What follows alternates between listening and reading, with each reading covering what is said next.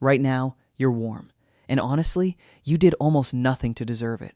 Your name's Jack, and all you had to do was exist near a thermostat. There's a coat by your door that you did not personally have to wrestle off a bear. There's food in your kitchen that'll still be there next week, unless you get bored at midnight and accidentally eat it. Now take all of that away. No heater, no jacket, no fridge, no microwave burritos. Just you, your very fragile human skin, and a winter so cold it could kill you in your sleep before you even got the chance to complain about it.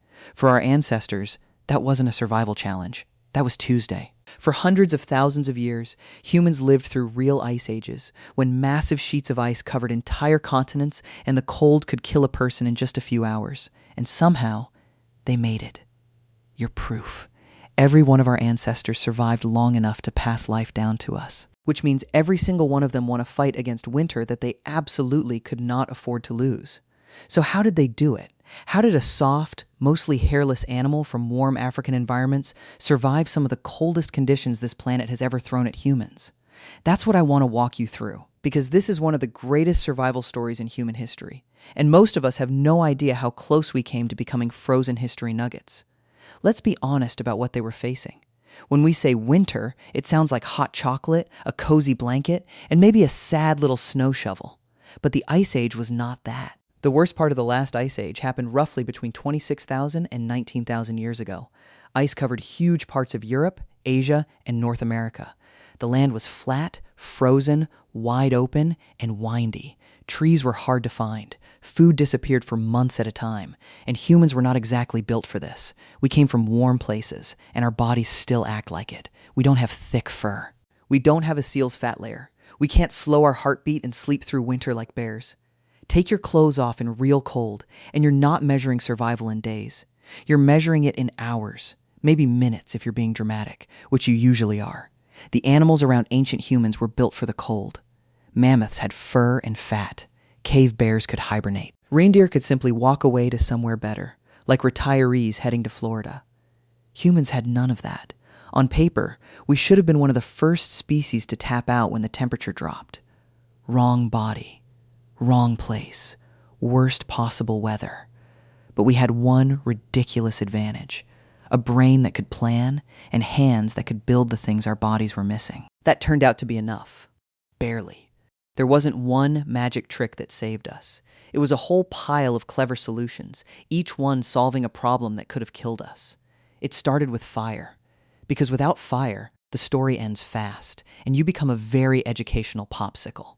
Humans had been using fire for a very long time, at least 300,000 to 400,000 years. By the Ice Age, fire wasn't a luxury.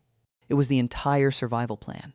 Archaeologists studying Ice Age fire pits in Ukraine expected to find rough little campfires. Instead, they found carefully built fireplaces. One of them had burned at over 600 degrees Celsius, or more than 1,100 degrees Fahrenheit. That is not a cute little campfire. That is a prehistoric oven with anger issues. When wood was hard to find out on the open frozen land, people burned fat and bone instead. Fire gave them heat, cooked their food, hardened their tools, and gave them extra hours of light when the sun barely showed up for work. But there was one big problem with fire. You can't take the whole campfire with you everywhere. So humans did something no other animal could do. They took warmth from other animals and wore it. At first, it was simple. Animal skins thrown over the shoulders. And here's a wild fact. People in Northern Europe were skinning bears for fur at least 300,000 years ago.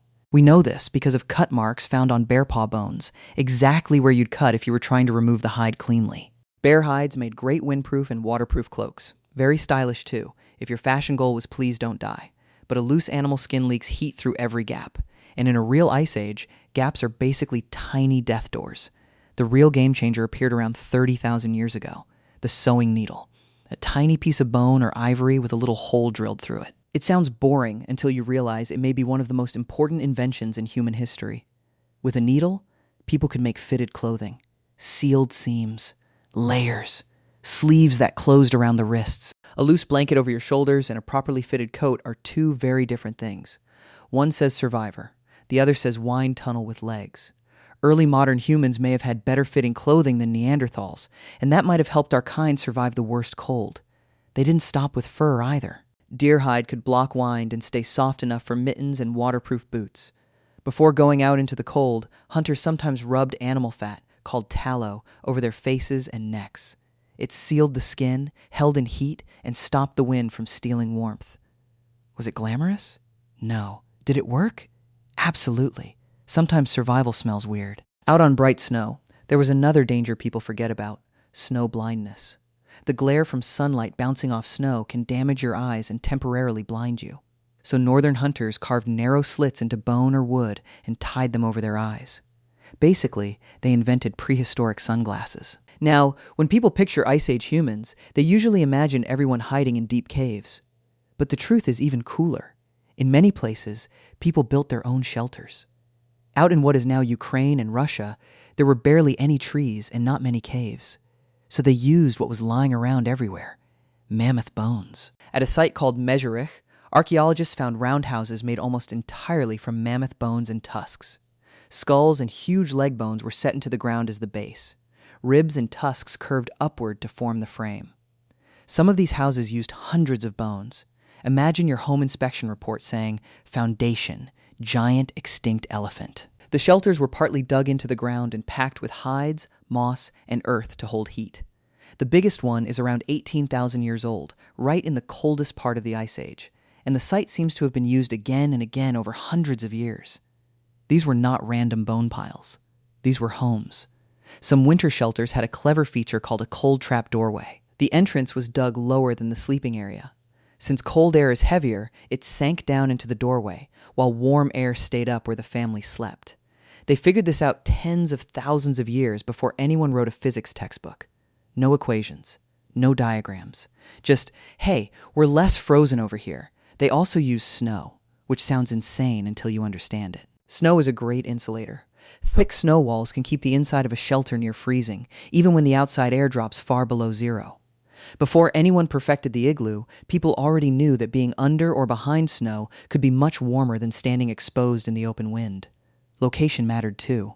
People living near forests had an advantage because trees block a huge amount of wind. A walk through the woods on a brutal winter day can feel strangely calm compared to standing in an open field where the wind hits you like it has a personal grudge.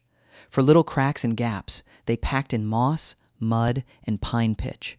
Pine pitch is sticky tree sap, basically prehistoric caulk. Staying warm keeps you alive tonight, but winter's slower killer is hunger. For months, there might be almost nothing to gather and not much to hunt. So ancient humans got very, very good at saving food ahead of time. When they made a big kill, they didn't just throw a feast and call it a day. They preserved it. The cold helped freeze meat after a hunt. They smoked meat, dried it into jerky, and kept dried fruit. They stored food in pits dug into the ground and in cool underground spaces where the earth helped keep everything cold and safe. There's even evidence that people may have weighed mammoth meat down and sunk it into cold ponds to keep it fresh longer. A natural refrigerator. No electricity. No warranty. No weird humming sound at 2 a.m., and they wasted almost nothing. Every useful part of an animal got used. That's hard to imagine today, when some of us throw away half a sandwich because it looked at us funny. The hunting was organized too. At a site in eastern France near a tall limestone rock, Ice Age hunters used fire, teamwork, and the landscape to drive herds of wild horses and reindeer into a natural trap. And they didn't do it once. They used that same place again and again for tens of thousands of years. Kill big. Preserve the meat. Store it for winter. That plan is a huge reason they survived. Here's something easy to miss. These people expected winter. Their entire year was built around preparing for it.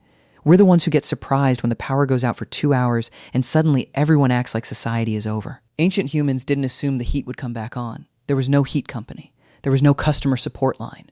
There was just winter, staring at them like, good luck, little mammal. They also used each other. A lot more people lived together under one roof than most of us would tolerate today, and in way less space. That was on purpose. Body heat is real heat. The person with a room to themselves wasn't lucky. They were cold. People living alone, especially the elderly, were often the most vulnerable during brutal cold snaps because there was no one nearby to share warmth or help them survive. But let's not romanticize it too much. Ice Age life was hard, resources were limited, and sometimes humans became dangerous to other humans. There's evidence that in some extreme situations, ancient humans resorted to cannibalism to survive. When food became scarcer than an honest politician, people sometimes made desperate choices. Horrifying, Yes. But desperation has a way of rewriting the rulebook. Humans also used animals for heat. In some later cold regions of medieval Europe and Russia, peasants brought livestock like cows and sheep into the bottom floor of the house. The animals gave off heat, and that warmth rose up to the family living above. Basically, they lived on top of a furnace, except the furnace was a cow. And honestly, if your heating system could also produce milk, you'd at least consider it. Sometimes the cold went so deep that human bodies adapted. The Yagan people, who lived near the southern tip of South America, survived in freezing conditions while wearing very little clothing. Their bodies produced more heat from the inside, and they used a deep squatting position to rest. That position tucked in their arms and legs, reducing how much body heat they lost. Their answer to the cold wasn't just put on a coat. Their bodies were basically turned up to high heat mode. And then there's the strangest idea of all.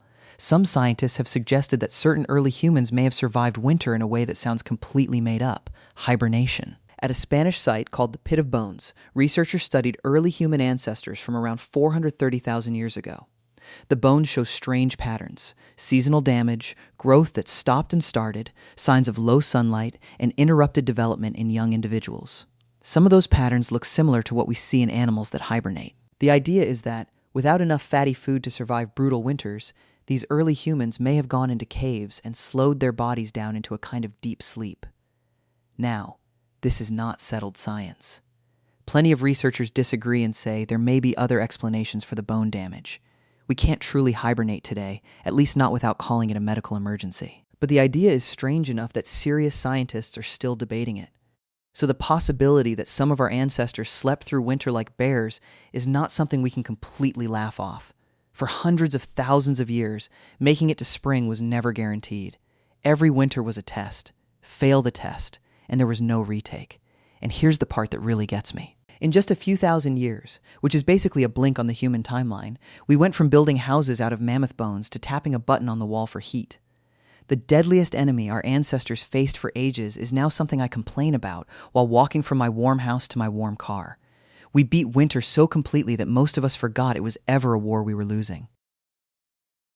If you enjoy stories like this, make sure to subscribe so you don't miss the interesting topics coming up after this video. There are still plenty more strange, fascinating, and sometimes unbelievable stories about people, history, and the world around us waiting for you in the next videos.